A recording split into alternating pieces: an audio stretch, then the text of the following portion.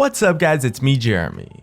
Now I know a lot of you guys might have read the title and asked yourselves if I'd finally lost my mind, but definitely hear me out for just a second, because I love playing off-meta picks. You guys know that I'm a big guy when it comes to off-meta champions, and today we're taking a look at something that I believe is a hidden OP jungler, and that is Kog'Maw.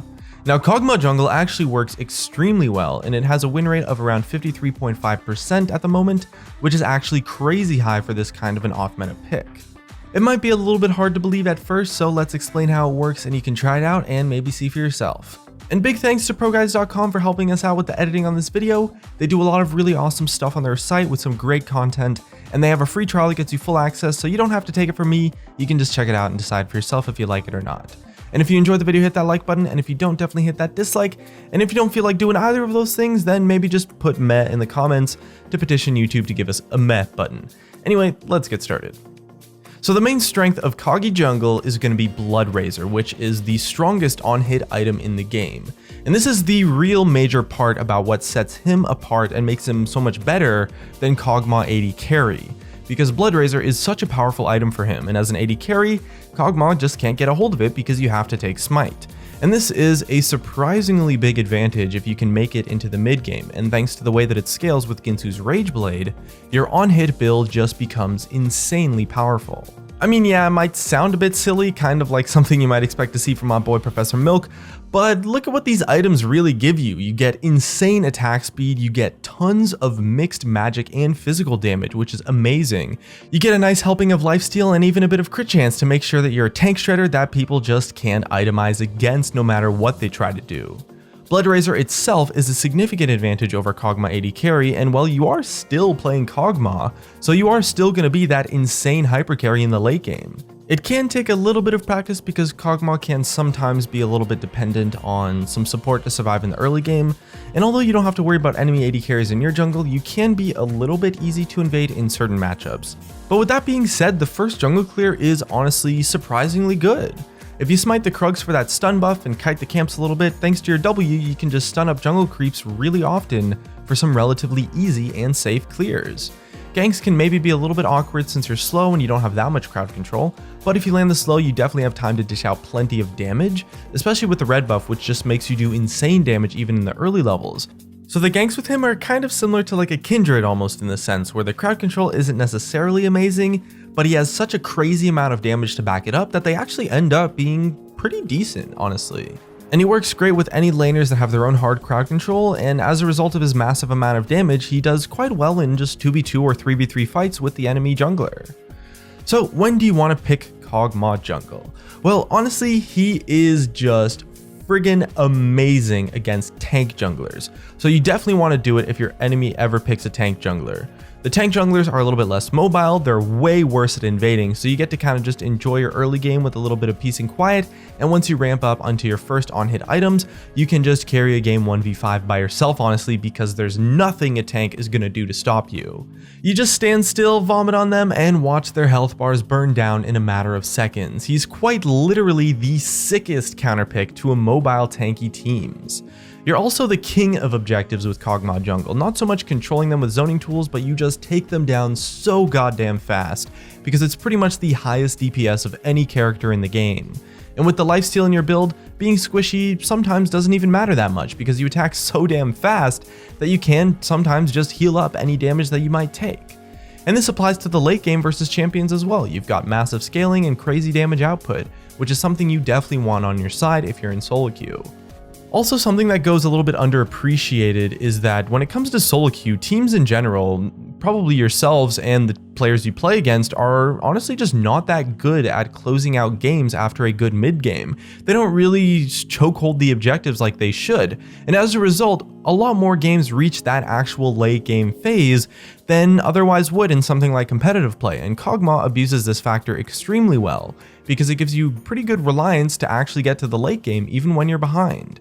It's amazing for tilting people into throwing a match when they just fail to finish a game for so long that suddenly the enemy Kog'Maw Jungle can just 1v5 them or take Baron no problem all by himself. Now, Kog'Maw Jungle has a lot of strengths, and I definitely think it's a pretty solid pick and is a great option to try out. But, of course, it's not without weaknesses, and how are you going to play a champion if you don't know their weaknesses? The main one is because of early invading fighters like Lee Sin, or for roaming assassins in teamfights like maybe LeBlanc that decide to leave their lane and try to invade you in the mid game. So you're going to have a little bit of a difficult time if you pick Kog'Maw into those types of champions, but there are a lot of ways to deal with it. Honestly, all you kind of really need to do is just ward a lot and really anticipate your opponents to make those kind of plays. I mean, you do have to ward a lot though, like you can't really go back to base and not pick up a pink ward. You need to be buying wards every time you back, and you have to check your minimap and really have a lot of map awareness to make sure no one is potentially missing from a lane or invading on you. If they do decide to hop in on you, there's not entirely that much you can do to escape. It's more about having to actually anticipate the invade in the first place, which you can do. Invades are something that are completely avoidable if you play properly. And the thing is that those types of champions that have that strong early game pressure that can take advantage of the weak early game of Kog'Maw are the types of champions that Kog'Maw just outscales like crazy. At some point in the game, you'll be able to kill them faster than they can kill you. You know, they say the best defense is a great offense after all, right? And people can't kill you if they're dead. Except zombies, but you get what I mean. The trick is using positional advantage to try and avoid mobile burst damage, unless you have god tier mechanics where you can dodge and still attack with your 5.0 attack speed. Other than that, you can just try to fight with your team, get them to protect you. You know, protect the Kog'Maw is still an amazing strategy, even with you chilling in the jungle. So definitely stick near your friends as the game starts to progress in team fights. Your damage just absolutely shreds tanks because you have mixed damage based on percent HP damage as well. So you might not be chunking squishies quite as hard as another AD carry, so if you do need a little bit more damage versus squishies, you can pick up something like an Infinity Edge or go for a little bit more of a traditional AD carry build. Kog'Maw's definitely going to be used best when picked against teams with tanks, so you might have to switch up your build, your playstyle a little bit if the enemy team doesn't have any true tanks themselves. Especially if the enemy team has a lot of mobile assassins, it might be a little bit questionable to pick Kog'Maw champion select, but the thing is that if you play against an enemy team composition that has 2, sometimes even 3 tanks if you're lucky, it's honestly just so insane. You can literally carry the entire game by yourself. He's an amazing, absolutely fantastic counter pick to tanks. And as well, with all of the off-meta picks, builds like this are a little bit dependent on the surprise factor. I mean, your first clear is actually quite bad if you don't actually start Krugs, because you really do rely on that stun buff kind of thing. So any enemy opponents that actually know about Kog'Maw Jungle probably will know exactly where you're going to start, so because of that, you're going to be pretty vulnerable to invades if the enemy understands your champion. It's always going to work best when people don't really understand what's happening and they can't really plan for it, but since Kog'Maw Jungle is pretty much an off-meta pick, at the moment, I wouldn't really worry about it too much. You're going to make for some weird team comps as Kog'Maw Jungle as well, but there's still some stuff you can plan out with your teammates to make it work even better. I mean, double AD carry is an interesting comp, but since you're the hyper carry, you might work a little bit better with a utility AD carry like Sivir or Ashe rather than another DPS focused carry. Just champions with tools that can keep you alive is pretty much always useful. You definitely need a tank as well to act as a frontline and peel enemies off so you can dish out damage, and honestly supports like Lulu or Janna, very defensive supports, are just flat out broken with Kog'Maw, so if you can get one of those on your team, that is just the dream.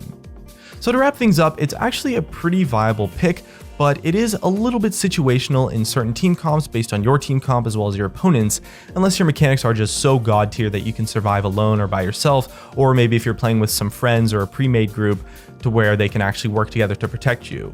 His weaknesses are a little bit exploitable, to be honest, so he's not overpowered by any means, but the fact that he's an off-meta pick means that a lot of people just don't know his weaknesses, and it's awesome that you get that element of surprise and a ton of power if you can survive to the late game to use it. And in those perfect team comps where you're playing against 2 tanks on your opponents, he's honestly just god tier. He's insane. He's crazy. It's mind-blowing how good he is, and he's definitely hidden OP in those situations for sure. It's just a matter of actually getting that dream team in champion select. But the thing is that you can actually pick him in blind pick, because the thing is that your opponents are pretty much always going to think that it's going to be Kog'Maw AD carry. But if you aren't going for that flex pick strategy, you probably want to draft him last, or at least once you know the enemy team's composition is going to be something you can face, just so that the enemy team doesn't lock in a bunch of assassins to actually ruin your day. Anyway, definitely leave us your thoughts and experiences with Kog'Maw Jungle in the comments. I love hearing about that kind of stuff. And looks like that's going to be it from me. If you guys enjoyed the video, drop a like, subscribe if you want. thank you so much for watching, and I will see you guys next time.